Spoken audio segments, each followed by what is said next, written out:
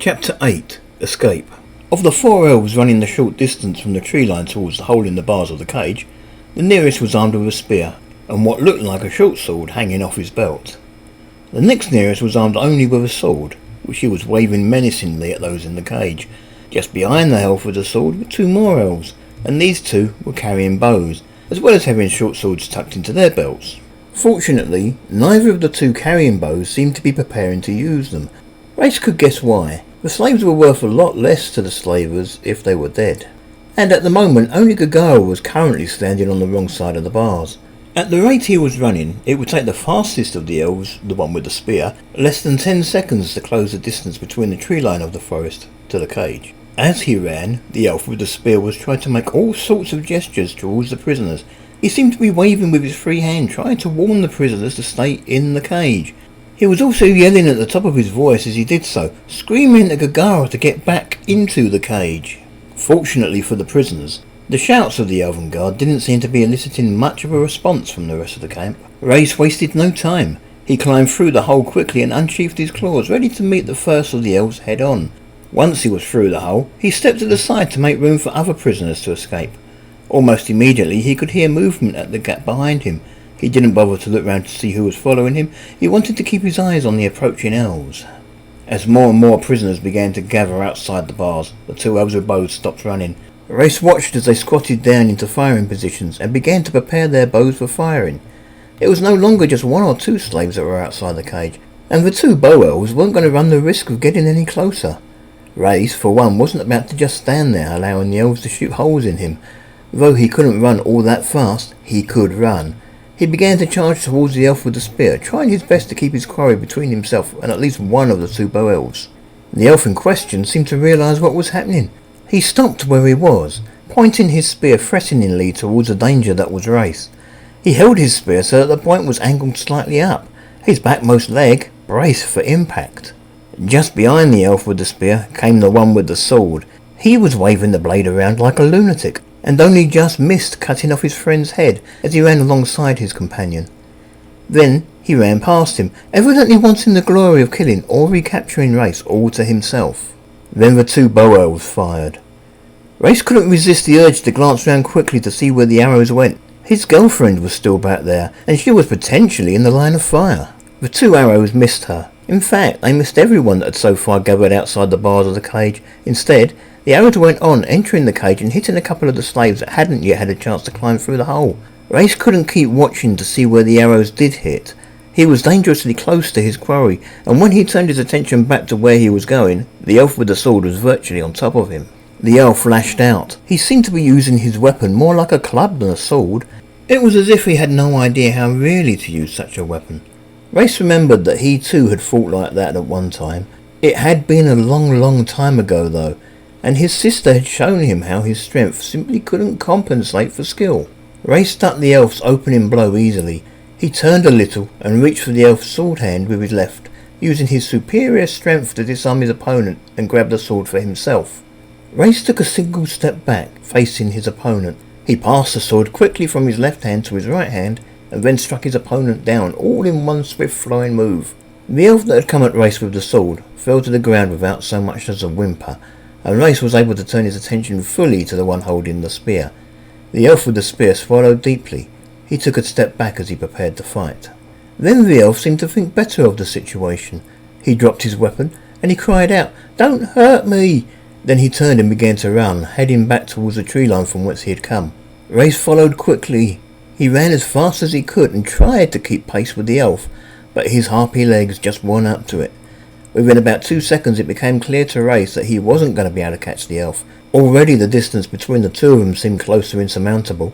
Race considered a change of target, and shortly he was running straight towards one of the two archers. The archer saw the threat and immediately began to fumble for another arrow.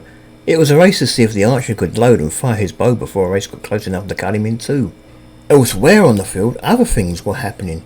Gagara, for example, didn't like the two archers shooting their arrows in her general direction and had also decided to attack. Thus, while Race had been busy facing off against an elf with a sword and another with a spear, Gagara had been making a short flight across the field to the nearest of the two bow elves. Race hadn't seen her. At most, she had been nothing more than a glimpse of grey out of the corner of his eye. A glimpse of grey that he couldn't afford to pay attention to because he was in melee. Gagara was a fast flyer. The archer didn't stand a chance. She flew into the elf as if she was running down a deer and pushed him roughly onto his back. She then set to work on him with her claws, ripping out his throat. With the first archer dead, Gagara took back to the air and flew straight across the field to the second of the two archers. He didn't even glance round at her. It seemed as if he didn't notice her until she was right on top of him. He was too busy concentrating on the threat of Race running towards him. Gagara flew into the second archer in much the same way she had the first, only this one she knocked sideways rather than onto his back. Then, once again, she demonstrated how harpies had earned their reputation for being such merciless hunters. Race stopped running. There was only one elf left on this side of the cage, and Race already knew that he wasn't fast enough to catch that one. He began to walk towards his girlfriend, feeling quite tired from the exertion of running even such a short distance. "Forget you have wings," Gagara joked. "One of my wings is broken," Race admitted. He continued walking towards the tree line, unsure how long they might have before the rest of the elves became aware of what was happening. "Oh," Gagara sounded dejected.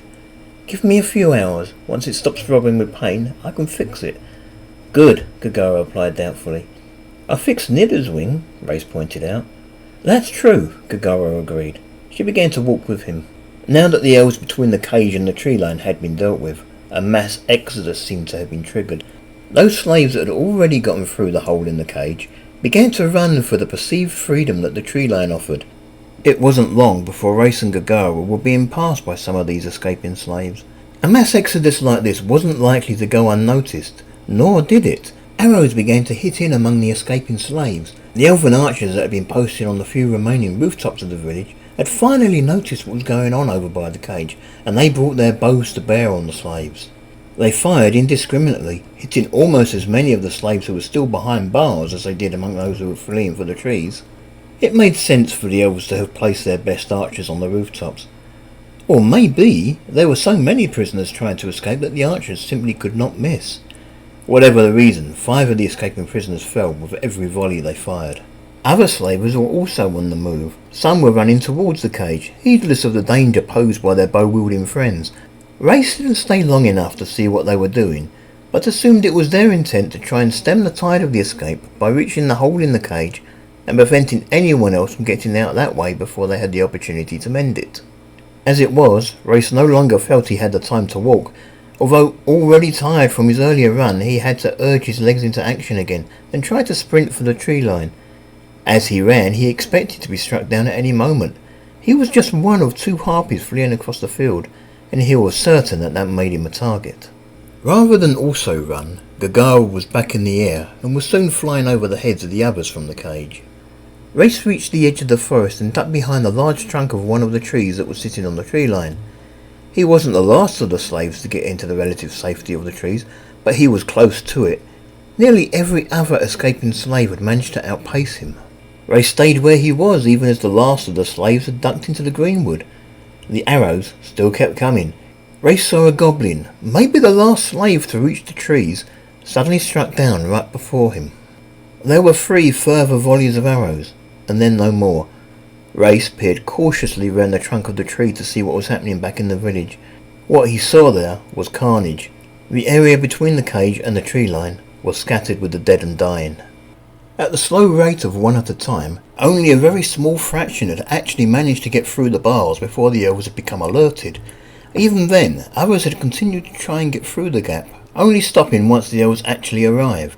Maybe things would have been different had not everyone tried to run at once. All those prisoners, all running for the edge of the forest, must have made easy targets for the elven archers.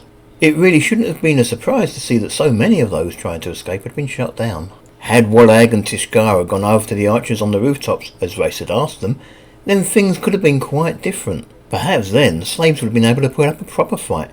They could have attacked the slavers, turned their weapons on them and won freedom for everyone, or at least for everyone who wanted to be free. Race couldn't help but feel guilty about those that he had to leave behind, and yet there was nothing he could do for them. The elves were gathering around the cage now in great numbers. At least they seemed to be making no attempt to pursue those that had escaped into the trees.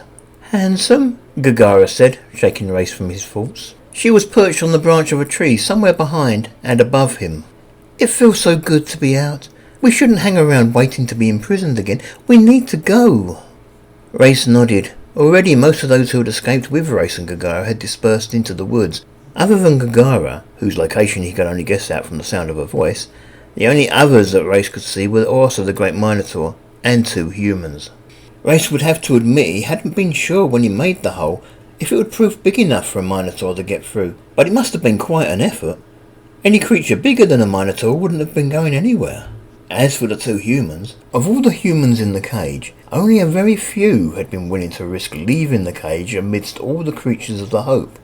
Those few had evidently valued their freedom enough to be willing to take a chance, and of those few, Race had the feeling that only these 2 had reached the tree line unscathed. Race took one last look at the village, and then sighed as he turned away from the scene. He could feel the eyes of the 2 humans on him as he stepped away. He could almost sense their hate. He wasn't sure he blamed them. He was a harpy, and he had come here with the invading army. He glanced down at his bare wrists. He had lost everything except the brown skirts of his regiment. His magical sword was gone, and now he had lost his magical braces. At least he had won back his freedom. I guess my pretties are gone for good, Gagara commented from somewhere overhead. It seems she was thinking along the same lines. I'm sorry, Race said, walking over to where Orsa was standing. It looked to Race as if the Great Minotaur was waiting specially for him. You promised me we'd get my pretties back, Gagara snapped. He could hear her as she jumped from one branch to another. Did I? Race replied. Well, I will. They might not be the same stones, but I promise you one day, when I have the opportunity to do so, I'll find you something very special. I love you, Gagara called to him. Race looked up, but he didn't see her. I love you too. Where do you want to go? Gagara asked him. There are inquisitors at the castle. I might be able to get one to fix my wing for me, he suggested. You're going back to the castle? Gagara repeated. But the elves? I have to, Race told her. My brother is there, and I have to do what I can to free him. Besides, as far as the elves at the castle were concerned, we're still on their side. Well, Gagara said, flying the short distance to the next tree. This time she came into sight. If you're sure. Race reached the Minotaur and gave him a friendly tap on the upper arm. Nowhere to go, my friend? The Minotaur shrugged his shoulders and shook his head. Too many places to go. I could return to Goldspawn, but in the uniform of the Hope, I'm likely to be executed for desertion before I reach the border. I want to kill the man who sold me into slavery. Part of me wants to take revenge on all elves for even allowing an elf like Finert to sell me into slavery in the first place. So no, I don't know what to do. And of all the slaves to escape from the cage, I only really know you and Gaggy. I'd hate to be in imposition. I mean, the 2 of you can fly. I'd only hold you back, but I don't know what else to do. Race smiled and patted his friend on the side again. I'd be only too glad to have you along with us, my friend. Then he called up. Gagara, what do you think? I can't see how an extra hunter can hurt, she replied. Especially with you stuck on the ground at the moment, anyway. Stuck on the ground, Orsa commented. What does she mean? Broken Wing Race explained. Look, I have some business at the castle. If you come along, it might give you an opportunity to kill Finert. The Minotaur smiled. He didn't ask why Race and Gagara were heading back to the castle. He just seemed happy that he had somewhere to be.